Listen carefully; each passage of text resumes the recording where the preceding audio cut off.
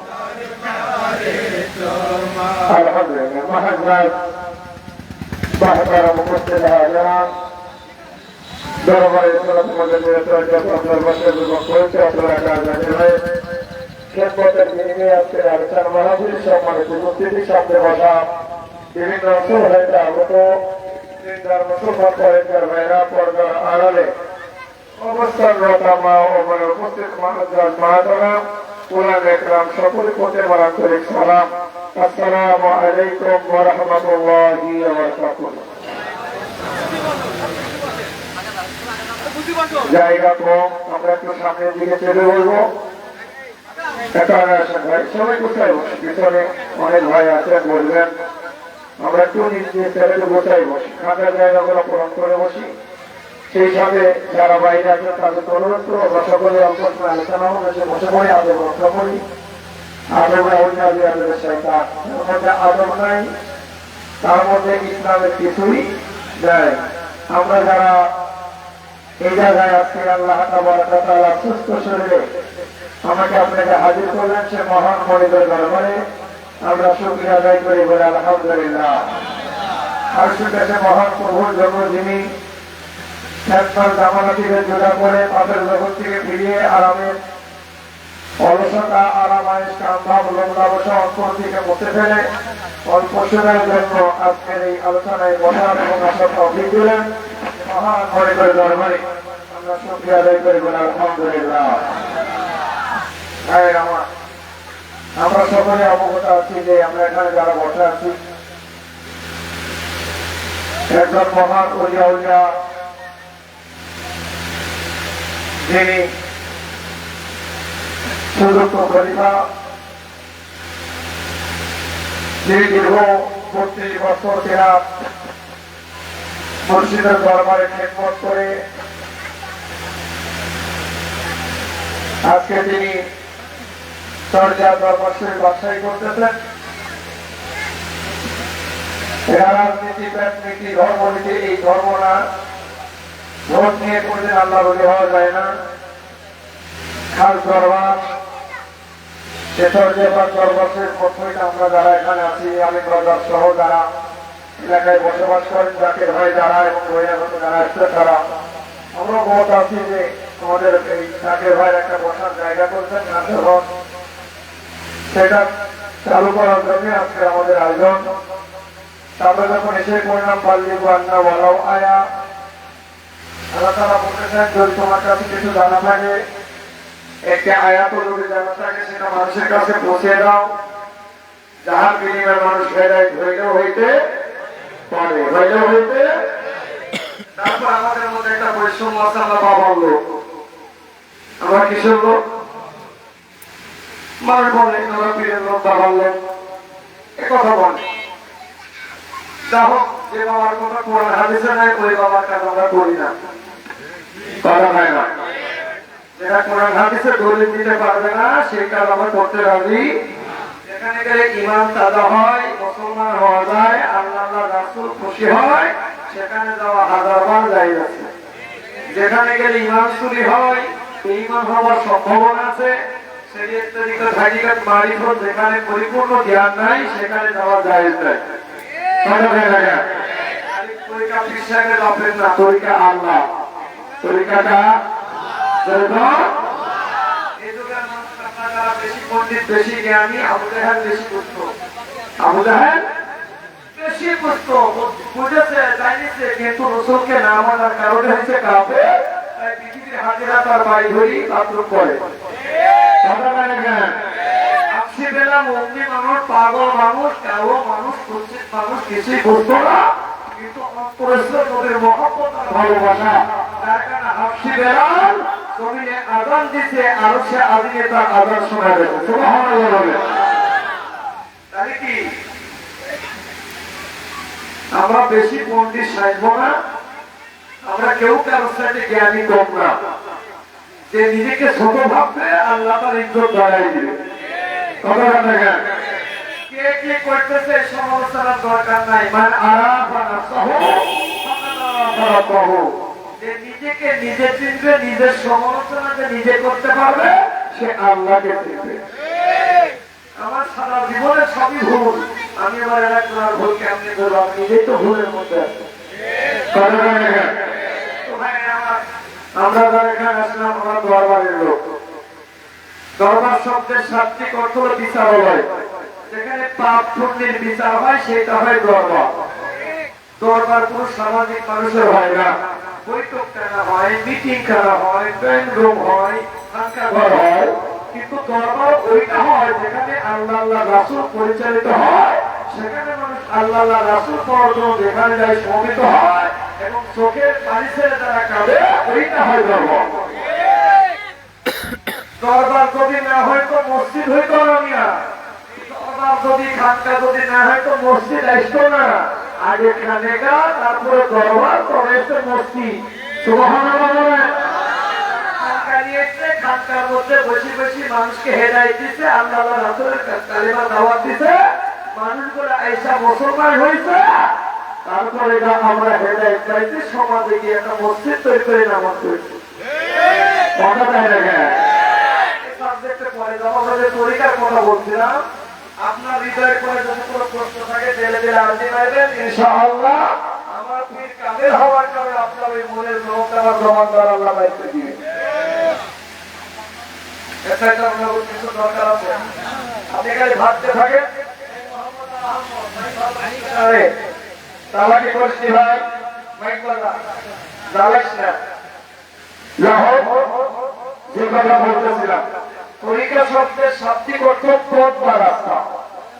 এটা কোন রাস্তা? দুনিয়াদারি নয়, জাগতিক জগতের কোন রাস্তা না। এটা আল্লাহ আল্লাহ রাসূল পর ঐশী জগতের রুহানি জগতের রাস্তা। সুবহানাল্লাহ বলো।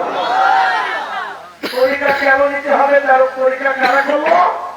আমার আল্লাহ তাআলা বলেন, আদম থেকে শুরু করে ঈসা রুহুল্লাহ পর্যন্ত যত নবী রাসূল এসেছিলেন তারা নিজ নিজ নামের কালেমার দাওয়াত দিয়েছেন।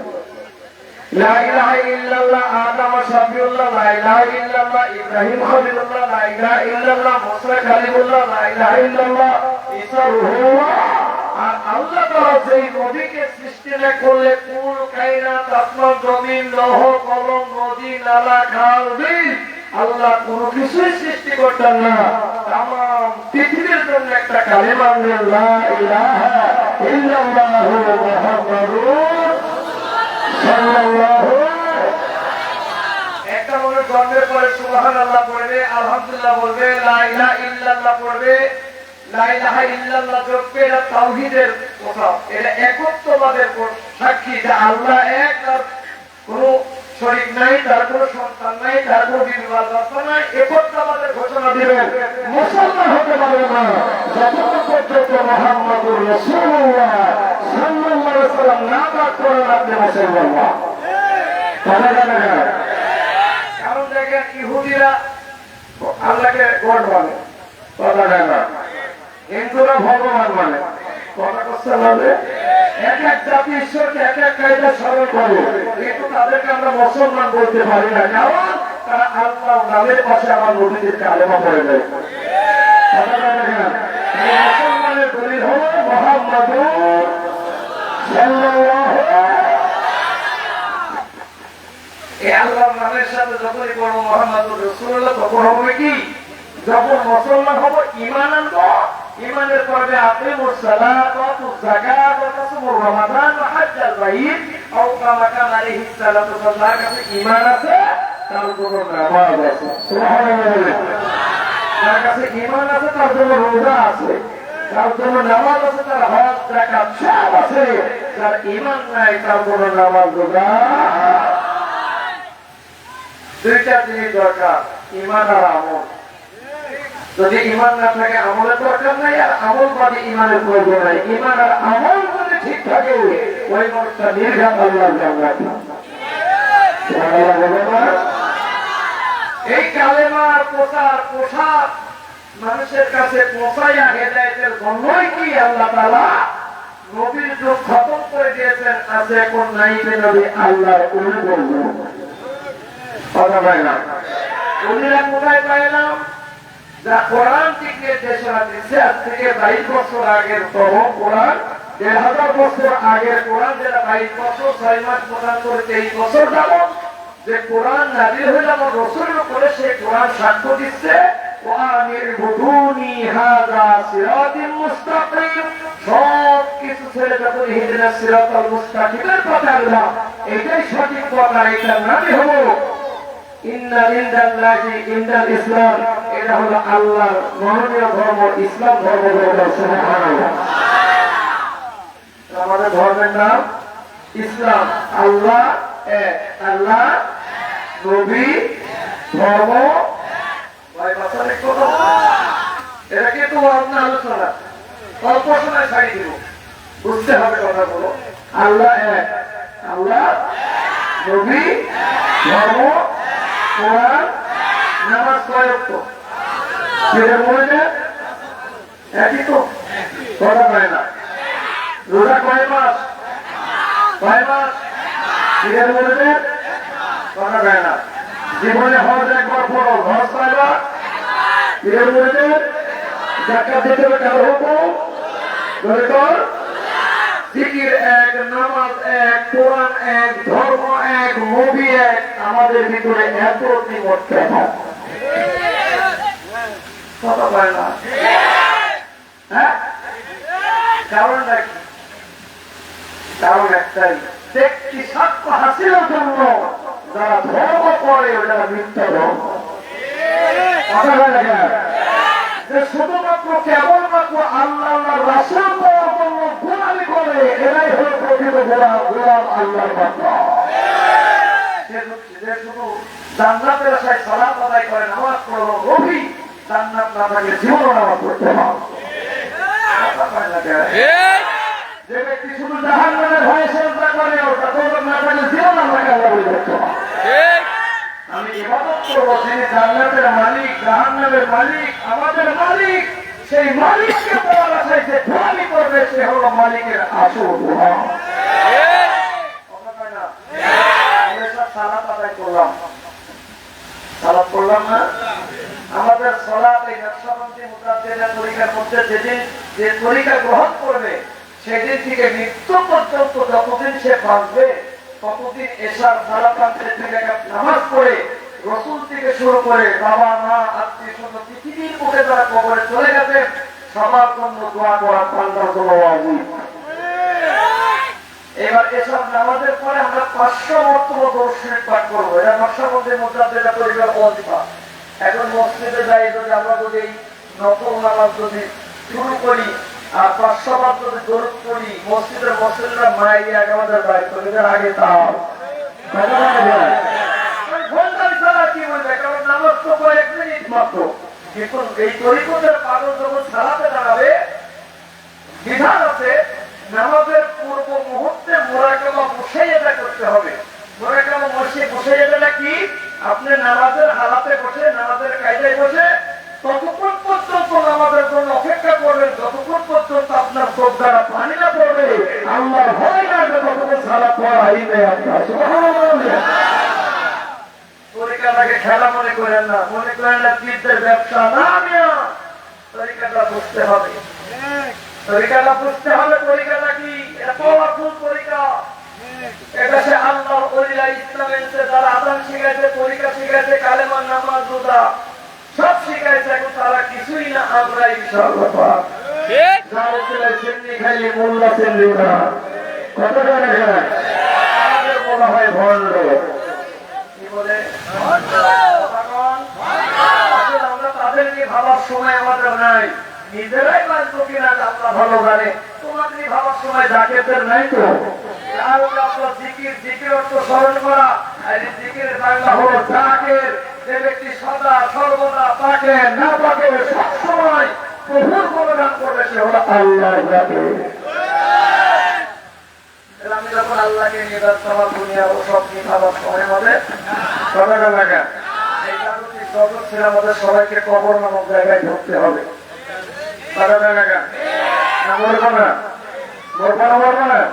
যারা কয়টা মরবে না, মরবেন আপনারা।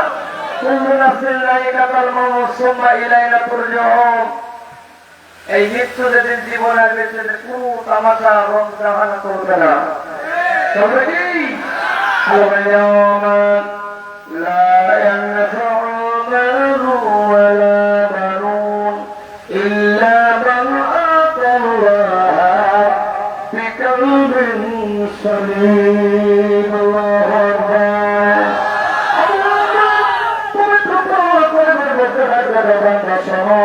যেদিন তোমার বেটা বেটি ধন সম্পত্তি প্রসিদ্ধ আত্মা নিয়ে, শুদ্ধ কলম নিয়ে যদি ইল্লা বিকাল বিসালিম, রোগ মুক্ত কলম, হিংসা মুক্ত কলম, অহংকার মুক্ত কলম, গুনাহ মুক্ত কলম নিয়ে ইল্লা বিকাল বিসালিম নিয়ে যদি কবরে ঢুকতে পারো, আমি আল্লাহ বলে দিলাম মরার পরে মাটির কবরে তোর হিসাব হবে না। আমার নাম আছে, হজ আছে, যাকাত আছে, হিংসা করতে পারলাম না। নামাজ ইবাদতে নামাজ রোজা সব আছে, মিথ্যা আর সবর পরিবন্ধ করতে পারলাম না। আমার নামাজ রোজা সব আছে, পরের সঙ্গে আয় ফেরাতে বন্ধ করতে পারলাম না। এইটা হবে ফয়জুল্লাহ মুসল্লি, এইটা হবে লোক দেখানো ইবাদত। মানুষ আমাকে নামাজি বলবে, হাজি বলবে, রোজাদার বলবে, এই তো মানে করতেছি, কিন্তু বলে যে প্রভু খুশি হবে এই নিয়াত আমার না থাকার কারণে যা করতেছি সব কর্মা দেখার কোন শরীরত নাই। ঠিক না? আবার কেউ যদি কয় নামাজ লাগে না, ওরা মিথ্যাবাদী। নামাজ বাদে ধর্ম নাই, নামাজ হলো শ্রেষ্ঠ ইবাদত। ইন্না সালাতা তানহা আনিল ফাহশাই ওয়াল মুনকার। অশ্লীল খারাপ কাজ থেকে মানুষকে হেফাজত করে নামাজ। তাহলে নামাজ পড়া প্রয়োজনে বুঝতে হবে আমি নামাজ পড়তেছি, আমার নামাজ আল্লাহর দরবারে কবুল হচ্ছে না। কেন নামাজে দাঁড়িয়ে না? দামি গাড়িটা বাইরে আছে, একবার পাঁচবার গাড়ির কথা, নামাজ পড়ে গাড়ি পাবো কি পাবো না? দামি জুতা আছে, মাহাতের সাথে জুতা পাবো কি পাবো না? কথা হয় না। খাবার নাই, নামাজে দাঁড়িয়েছি, বারবার মনে পড়বো নামাজের পরে 5 কেজি চাউল লাগবে। কথা হয় না। ঠিক আছে, হালাত যদি আমার জীবনে এসেই যায়, বুঝতে হবে আমার নামাজ ভুল হয়ে গেছে, নামাজ বাতিল হয়ে গেছে, নামাজের মধ্যে শিরক ঢুকে পড়ছে। আমি তো ওয়াদা করলাম, ইন্নী ওয়াজ্জাহতু ওয়াজহিয়া লিল্লাযী ফাতারাস সামাওয়াতি ওয়াল আরদা হানিফাও ওয়া মা আনা মিনাল মুশরিকিন। আমি তাই নামাজ পড়ে দিশায়া ওয়াদা করলাম, আল্লাহ পৃথিবীর তোমার দিক থেকে মুখটা ফিরে তোমার দিকে হয়ে গেলাম, আমি মুশরিকদের অন্তর্ভুক্ত না।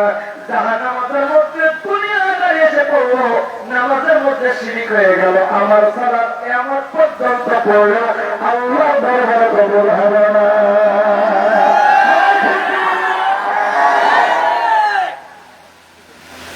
প্রকৃত নামাজের ওয়াজ যদি করি, সারা রাতে তাকে ওয়াজ করা লাগবে, খালি নামাজ তারিখ হয়। ভাই আমার কাজ দিলাম, এবার বলবেন ভাই তাহলে সালাত কোন জায়গায় পড়বেন? সালাত যখন আদায় করবেন মুড়ে তো মশাই আদায় করবেন। এটা হলো নফসে আম্মারাকে জাগতিক জগৎ থেকে ফিরাইয়া নফসে মুতমাইন্না তৈরি করে দাও। তখন শুধুমাত্র কেবলমাত্র আল্লাহ ভয় অন্তরে উদয় হয়, কথা বলে উদয় হয় না। আল্লাহর ভয়ে চোদ্দরা পালিতার আল্লাহ নিপুণাকার আমি অপরাধী নাজরে এটা জীবনের শেষ সালাত। এই নামাজ শেষ করে আর তোমার দরবারে দাঁড়াইতে পারবো কিনা জানি না। এটা যদি জীবনের শেষ সালাত হয়ে বলি, জীবনের গুণে মাফ না করা পর্যন্ত এই নামাজ থেকে আমাকে ধারণা করবো। সুবহানাল্লাহ, লা ইলাহা ইল্লাল্লাহ।